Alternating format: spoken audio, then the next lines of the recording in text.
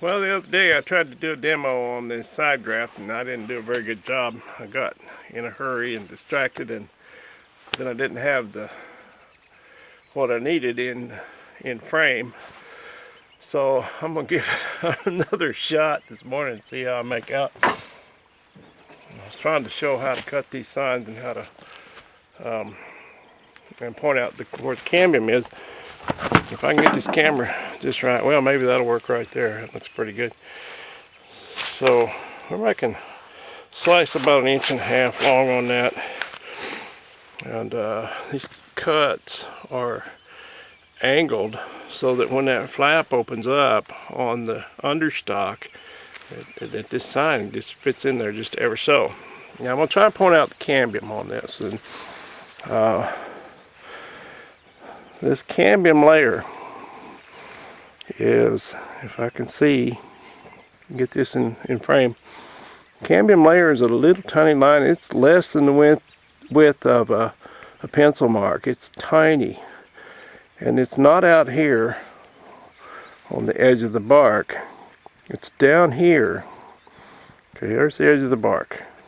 It's down here inside between the bark and the hard wood, and it's a one cell layer where all growing takes place. It's the definition of the cambium. And you know, when we were kids, people my age, we were taught in school that you could cut down a tree and count the rings and tell the age of the tree. And that cambium layer is what makes that ring every year. That's where all the growth is. So this little tiny line is just a, you know, it's minute, and that has to match up with the same tiny little line on the tree. And what happens is, in this cambium layer, it begins to produce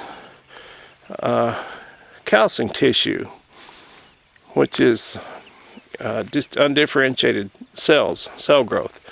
And if you ever see a tree that's been bumped and knocked a little place, or the bark's knocked off a little bit, or pruning cut, you'll see a ring around that cut and right in that cambium layer, and it builds up a ring of that calcium tissue, and that's healing tissue.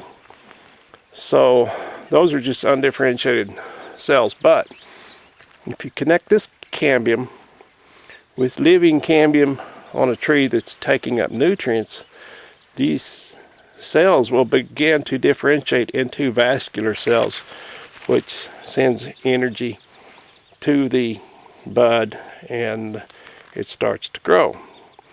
Now the tree sending up nutrients causes the cambium to be active on the tree and begin to produce these calcing cells or calcing tissue, and the stored carbohydrates in this sign wood also causes this end to begin to produce cells, and when those cells merge, that's where you get the vascular system that allows it to take up nutrients from the understock up into this piece of wood and force this bud to grow. Now I'm going to try to get my camera set up here so I can demonstrate the receiving slot for that. But I want to point out just how straight these cuts are. If you can see, that cut is just as flat as the blade of that knife, just as straight. That's what you need, is a nice straight cut, so you don't have any air pockets in there. What happens if you most people starting out tend to make the mistake of holding the knife like this, and what happens is you scoop that cut, it'll scoop out like that. And I'll cut one wrong just to show you that, because if it scoops out, what you'll have when you insert this sign is an air pocket. You can see through there, and if that pocket happens to be where you're trying to touch this cambium on this with the cambium on the tree, you're done. It won't grow. And it has to be a tight fit and right up against that little tiny mark of cambium. So these cuts have to be straight, and in order to do that, you don't want to lay that knife down or stand it up so it scoops. I tell my guys, it's not an axe, so don't chop. It's a knife, and you want to slice. So you lay it down and make that slice. And you have to hold your arm and wrist. Your wrist can't move. That has to be rigid. And you shoot a line right through your arm and right out through your elbow. And I always tell these guys, when they're learning, just make believe that your mother-in-law is standing right there beside you, and you go, bam! Boy, just catch her right in the chops, you know, right in the chin.